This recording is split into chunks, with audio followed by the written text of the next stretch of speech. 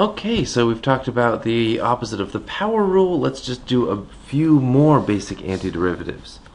We know that the derivative of sine is cosine. This means that the antiderivative of cosine of x dx is sine of x plus c. And we know that the derivative of cosine of x is negative sine of x. Therefore, well, we could say that the integral of negative sine of x dx was cosine of x plus c. But usually what we do is we multiply both sides of the equation by -1, and we just say that the integral of sine of x dx is negative cosine of x plus, well, plus negative c, but if c is any constant, then negative c is any constant. So we just say c. So in fact, this c and this c are different, but they're both just constants. What else do we have? Now this is very confusing. So many people have just learned it's the derivative of the cosine that gives you the negative, but now it's the integral of the sine that gives you the negative. Well, you just have to get good at flipping your mind around and looking at things entirely backwards. Let's see, what else do we have? The derivative of tangent is secant squared, so the integral of secant squared of x dx is the tangent of x plus c. The integral, let's see, tangent secant, the derivative of secant is secant tangent, so the integral of secant x tangent x dx is secant of x plus c. And what else we've got? The cosecant, the integral of cosecant is negative cosecant cotangent. So the integral of negative cosecant x cotangent x dx is cosecant of x plus c. But again, what we do is we generally say the integral of cosecant of x cotangent of x dx is negative cosecant of x plus c.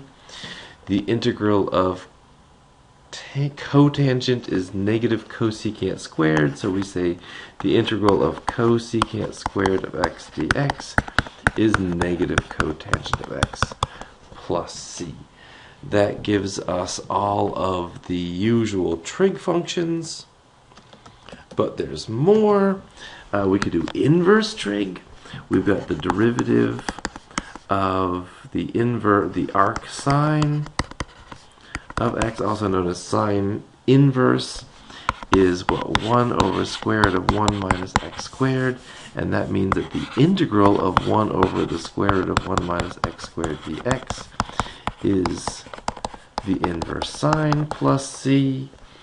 And similarly, the integral of 1 over 1 plus x squared dx is the inverse tangent of x plus c, because the derivative of the arctangent is 1 over 1 plus x squared. What have we got?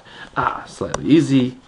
We know that the integral of e to the x dx is e to the x plus c. And that's pretty much it. The opposite of the chain rule is messed up. It was not messed up, but it's going to be kind of extensive, and that is called substitution. Substitution. The opposite of the product rule is called integration by parts, and that is fairly twisted. The inverse of the quotient rule is seriously messed up, and nobody uses that. Well, almost nobody uses that. What other rules do we have? That's pretty much it. Now do remember that there's the difference between the what is it? The indefinite integral, where if you have 4e to the x plus 5 sine of x plus secant squared of x minus the square root of x dx. You say, okay, they're added together. You can deal with them one at a time. These constants don't do anything. This is 4e to the x plus Whose derivative is sine? Negative cosine. Negative 5 cosine of x. Whose derivative is secant squared? That is tangent. And this is x to the 1/2, so it's going to be negative x to the add 1 to that 3/2, then divide by 3/2, which is multiplying by 2/3, and then add your constant. And if you want to check, you just take the derivative. Oh, what the heck, let's do it. Let's take the derivative of, can I cut and paste? That would be so nice if I could. Yeah. Take the derivative of this whole thing.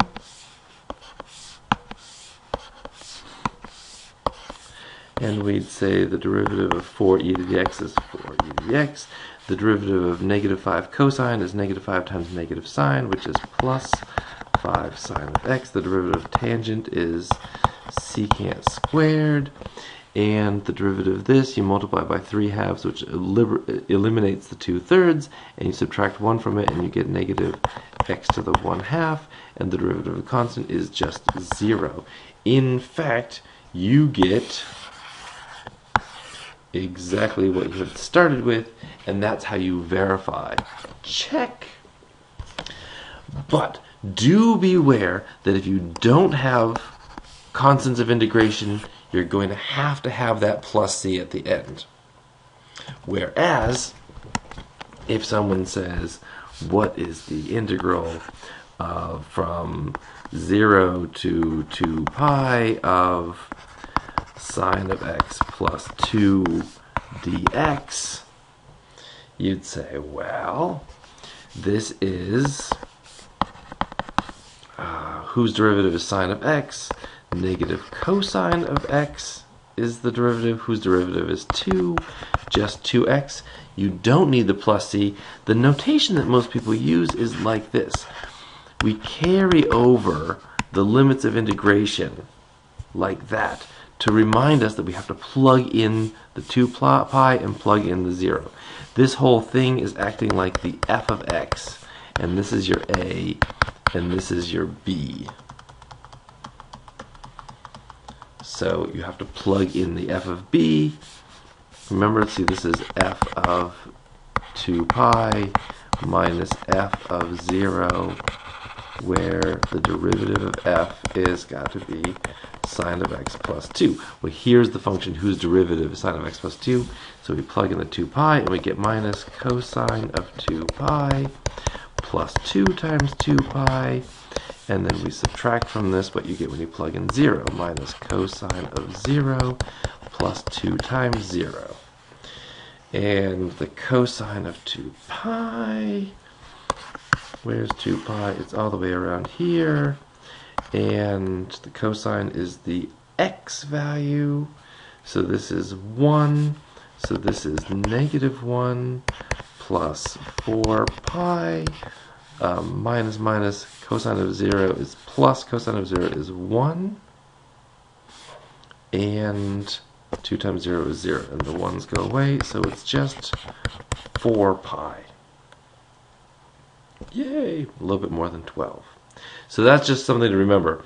The difference between definite integrals, where this goes from 0 to 2 pi, versus something like integral of sine of x plus 2 dx, and that is simply minus cosine of x plus 2x plus c.